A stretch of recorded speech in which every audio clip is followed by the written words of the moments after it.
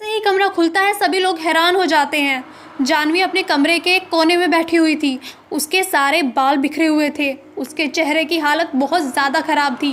वो अपने नाखूनों से अपनी बॉडी को और कभी ज़मीन को स्क्रैच किए जा रही थी। लगातार दांत किटकिटा के हंसे जा रही थी। ये मंजर बहुत ज़्यादा भयानक होता जा रहा था। नमस्कार, खौफनाक किस्से में मैं आपका स्वागत करती हूँ। खौफनाक किस्से में आज जो किस्सा मैं आपको सुनाने वाली हूँ वो किस्सा जानवी का है, जो कि मुंबई में रहती है। जानवी मुंबई में अपने माँ बाप के साथ में रहती है। जानवी के पिता राजस्थान के एक छोटे से गांव से बिलोंग करते हैं, लेकिन काम के सिलसिले में ये अपने परिवार के साथ में मुंबई में ही रहते हैं। जानवी की एक कज़न की शादी फिक्स हो जाती है और ये शादी राजस्थान के उसी गांव में होने वाली थी जहां से जो जानवी है वो बिलोंग करती है। तो इसीलिए जानवी, जानवी की माँ और जानवी के पापा तीनों ही शादी को अटेंड करने के लिए राजस्थान के उसी गांव में पहुंचते हैं।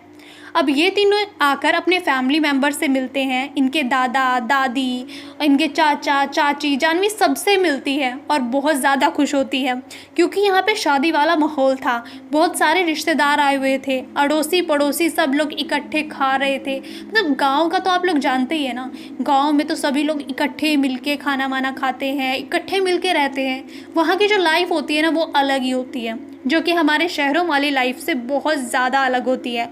और ये तो सोने पे सुहागा था क्योंकि एक तो गांव की लाइफ, ऊपर से गांव की शादी, जिसमें तो जो दूर दूर रहने वाले लोग भी होते हैं ना वो भी पास आ जाते हैं और इकट्ठा रहना शुरू कर देते हैं, साथ में बहुत ज़्यादा मस्ती करते हैं।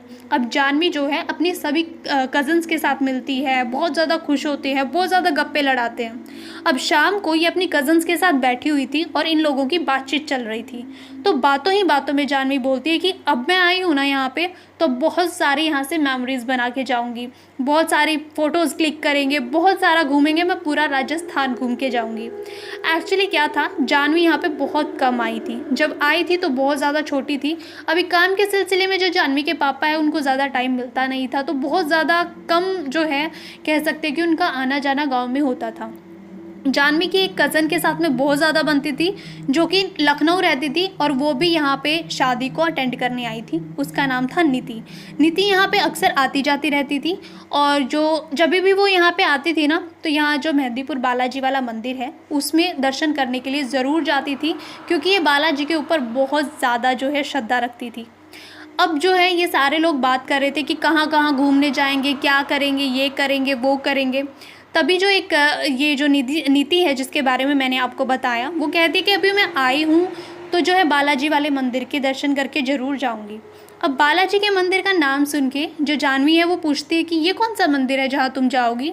तो वो पूरे मंदिर के बारे में बताती है कि बहुत ज़्यादा पुराना मंदिर है और बहुत ज़्यादा फेमस मंदिर है। दूर दूर से लोग अपने संकट बाधाएं दूर करने के लिए इस मंदिर में आते हैं और यहाँ आकर उनको मुक्ति मिलती है, शांति मिलती है। तो इसीलिए जो है मैं आती हूँ जब भी तो वहाँ जाके ज़रूर आती हूँ, तो इसीलिए मैं तो ज़रूर जाऊँगी। ऐसा सुन के जो जानवी है उसको भी इंटरेस्ट आता है, तो कहते ठीक है एक काम करेंगे ना, हम सब लोग चलेंगे। लेकिन जो जानवी की बाकी कज़न्स थी वो मना कर देती है कि वो कहती हैं कि ना इस मंदिर के कुछ रूल रेगुलेशंस हैं, उन सभी को फॉलो करना होता है, क्योंकि यहाँ पे लोग अपने संकट, अपनी बाधाओं को से मुक्ति पाने के लिए आते हैं। और अगर हम लोग उन रूल रेगुलेशंस का फॉलो नहीं करते हैं तो शायद वो प्रॉब्लम्स जो वो छोड़ के गए हैं वो हमारे साथ हो सकती है। तो इसीलिए हम तो फ़िलहाल अभी यहाँ नहीं जाना पसंद करेंगे, बट तुम लोग जाओगे तो परमिशन लेके जाना। तो इस पे जो जानवी कहती कि भाई मैं तो ज़रूर जाऊंगी। अब वो जो परिवार में बड़े थे ना उनसे पूछती तो वो कहते हम जाएंगे ना तो हमारे साथ जाना, तुम लोग ऐसे अकेले मत जाना। उसको परमिशन नहीं मिलती है जाने की, पर नीति जाने वाली थी। तो जो नीति है उससे ये बात करती है कि काम करते हैं, हम लोग चलते हैं, किसी को बताएंगे नहीं, किसी को पता भी नहीं चलेगा, बोल देंगे इधर उधर घूमने जा रहे हैं करके। तो नीति भी इस चीज़ में मान जाती है, पर वो बोलती है कि मैं तुझे जो जो रूल्स बताऊंगी ना वो तुम्हें फॉलो करने पड़ेंगे, अदरवाइज़ हमारे साथ जो है कोई भी प्रॉब्लम हो सकती है। तो इस पर जानवी भी हामी भर देती है। अब ये लोग सो जाते हैं। अभी सुबह सुबह इनको जो अगले दिन निकलना था बालाजी के मंदिर में दर्शन करने के लिए। तो गाड़ी चलाना जानती थी जानवी, अपनी गाड़ी लेकर ही जो है नीति के साथ में निकलती है बालाजी के दर्शन करने के लिए। रास्ते में नीति बताती है कि यहाँ पे तुम्हें पीछे से शायद कोई आवाज़ सुनाई दे सकती है, लेकिन तुम्हें पीछे मुड़ के नहीं देखना है बालाजी के मंदिर के अंदर, और किसी से भी कोई प्रसाद वगैरह नहीं लेना है, क्योंकि यहाँ पे ऐसा कुछ नहीं करते। और कोई भी खुशबू वाली चीज़ ना लेकर जानी है, ना वहाँ से कुछ भी लेकर आना होता है। तो इन सब चीज़ों को तुम्हें ध्यान रखना होगा। अब इन चीज़ों को जो जानवी है हाँ हाँ हाँ हाँ ऐसा ही जवाब दे रही है, बाकी उसने कुछ ज़्यादा इस चीज़ पे ध्यान दिया नहीं, क्योंकि वो इन चीज़ों को मानती नहीं थी। उसके लिए तो जैसे कि भूत प्रेत नाम की कोई चीज़ होती ही नहीं है। ठीक है, मत मानो, लेकिन इसका मतलब ये नहीं है कि किसी जगह के अगर कोई नियम कानून है तो उसको हम लोग फॉलो ही ना करें। खैर, आपको एक बात कहना चाहूँगी कि अभी तक अगर आप हमारी स्टोरी सुन रहे हैं तो प्लीज़ प्लीज़ प्लीज़ चैनल को सब्सक्राइब कर लीजिएगा, और सब्सक्राइब करने के बाद बेल आइकन ज़रूर दबा दीजिएगा, ताकि जब भी हम कोई नई कहानी लेकर आएँ तो उसका नोटिफिकेशन आप तक सबसे पहले पहुँचे। तो अभी हम लोग कहाँ थे कि हाँ, वो लोग जो हैं अब मंदिर पहुँच चुके हैं, जानवी और नीति दोनों। अब वो दोनों अंदर जाते हैं। उसको बहुत अच्छा लग रहा था, बहुत अच्छा लग रहा था मंदिर, पर कुछ वियर्ड भी लग रहा था, क्योंकि जो मंदिर है, मंदिर में एंटर होते से ही काफ़ी लोग जिनके ऊपर कुछ बाधा होती है, प्रेत बाधा होती है, वो अजीब से जो है व्यवहार कर रहे थे, ऐसा सिर घुमा रहे थे, अजीब तरह से नाच रहे थे, कोई बोल रहा था कुछ कुछ, तो वो चीज़ें इनसे काफ़ी अलग लग रही थी, अजीब लग रही थी। अब ये लोग खैर दर्शन कर लेते हैं, और दर्शन करते ही हैं कि नीति को एक फ़ोन कॉल आ जाता है। तो वो फ़ोन अटेंड करने के लिए बाहर जाती है और जानवी को बोल के आती है कि अच्छा तुम भी आ जाओ। तो जानवी कहती है कि मैं 1-2 फ़ोटो क्लिक करूँगी अपनी, और फिर मैं आती हूँ, तुम चलो मैं आती हूँ करके। तो वो अपनी वहाँ पे फ़ोटोज़ वगैरह क्लिक करती है, और जैसे ही वो जानवी मंदिर के बाहर आने के लिए चलती है ना, तभी उसको पीछे से उसकी माँ की आवाज़ आती है, जानवी बेटा सुनो। जानवी एकदम से पीछे मुड़ के देखती है तो वहाँ उसकी माँ थी ही नहीं। जानवी सोचती है कि शायद मुझे ना ऐसे ही भ्रम हुआ होगा, वहम हो गया होगा, मम्मा तो यहाँ कैसे ही आएगी, मैं तो बता के भी नहीं आई हूँ वो यहाँ कैसे आ जाएंगी। तो अभी थोड़ी और आगे जानवी चली ही थी कि उनको एक पीछे से फिर से आवाज़ आती है। अब की बार जो आवाज़ थी ना, एक आदमी की थी। कहते कि जानवी रुकना। इतना कहते तो जानवी एकदम से मुड़ती है। पीछे एक बहुत ही बुज़ुर्ग जो है इंसान खड़े हुए थे, और उनके हाथ में जो है लड्डू थे, बूंदी के लड्डू, और वो कहते ये लो बेटा प्रसाद ले लो। तो वो कहती आपको मेरा नाम कैसे पता? तो कहते कि तुम लोग मुंबई से आए हो ना, मैं तुम्हारे पापा जी से मिला था तो इसीलिए तुम्हारा नाम पता, वो तुम्हारे बारे में बात कर रहे थे। मैं शाम को आके मिलता हूँ तुम्हारे पापा से, ये लो प्रसाद ले लो। तो वो उनसे प्रसाद ले लेती है, और प्रसाद लेके जो है वो मंदिर से बाहर आ जाती है। अब वो मंदिर से बाहर आ जाती है तो उसको आगे नीति मिलती है। नीति जैसे ही देखती है कि जानवी के हाथ में लड्डू है, वो एकदम से उसको हाथ झटक देती है, लड्डू नीचे गिर जाता है। कहते मैंने तुम्हें मना किया था ना कि यहाँ से कुछ भी नहीं लेके आना है, तो तुम्हें मान नहीं सकती हो क्या ये सारी चीज़ें? एकदम से ऐसे बोलती है। पर जो अब जानवी का व्यवहार था ना, एकदम से अलग हो गया है, मतलब वो किसी बात पे ज़्यादा रिस्पॉन्ड ही नहीं कर रही है।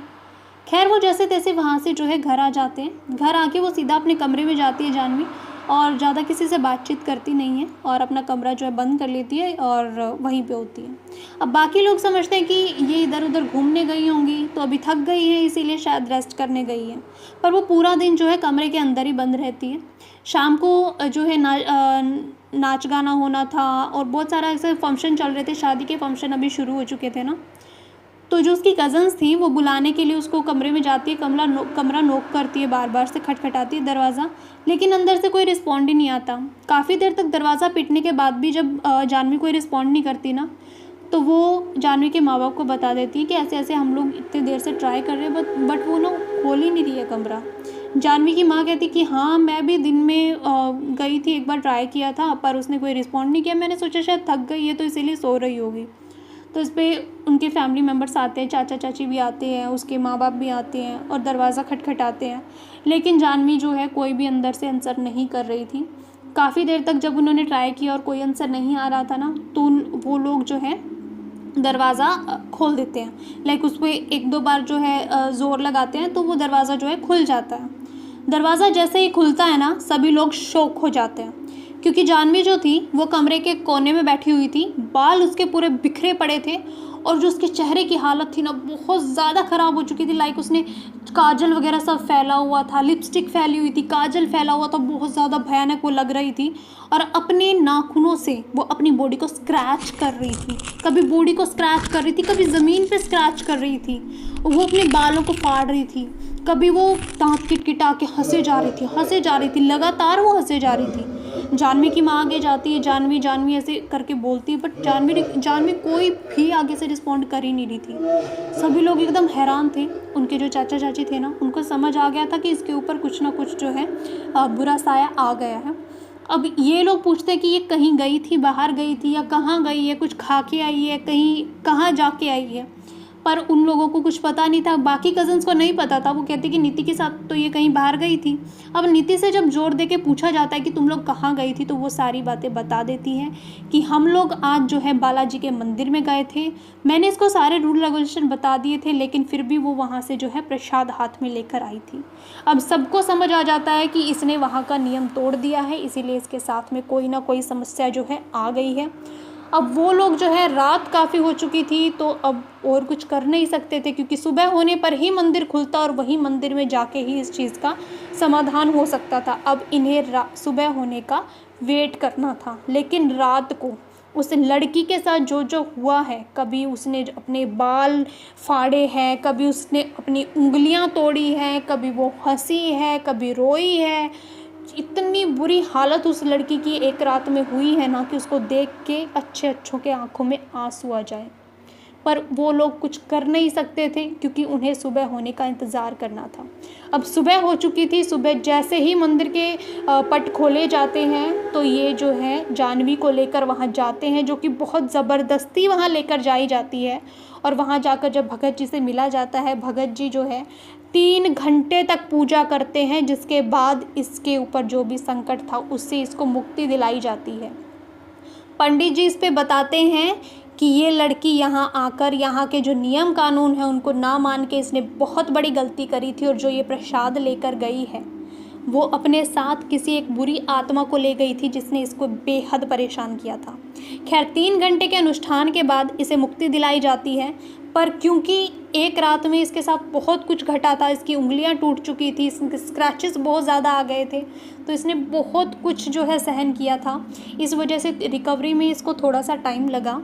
बट इस पूरे इंसिडेंट से ना हमें सीख क्या मिलती है कि हर जगह के कुछ नियम कानून होते हैं जो कि सब पर लागू होते हैं। चाहे आप इन चीज़ों में विश्वास करें या तो फिर ना करें, लेकिन किसी भी जगह के नियम कानून नहीं तोड़ने चाहिए। अगर बने हुए हैं तो किसी वजह से बने हुए हैं। खैर, आपको ये किस्सा कैसा लगा हमें ज़रूर लिखकर कमेंट में बताइएगा। आपके कमेंट का हमें जो है इंतज़ार रहेगा। अगर आपको ये वीडियो अच्छी लगी हो तो इसे लाइक कीजिएगा, शेयर कीजिएगा अपने फ्रेंड्स और फैमिली मेम्बर्स के साथ, और चैनल को सब्सक्राइब करना ना भूलिएगा। सब्सक्राइब करने के बाद बेल आइकन ज़रूर दबाइएगा, ताकि जब भी हम कोई नई वीडियो आप तक लेकर आएँ तो उसका नोटिफिकेशन आप तक सबसे पहले पहुँचे। धन्यवाद।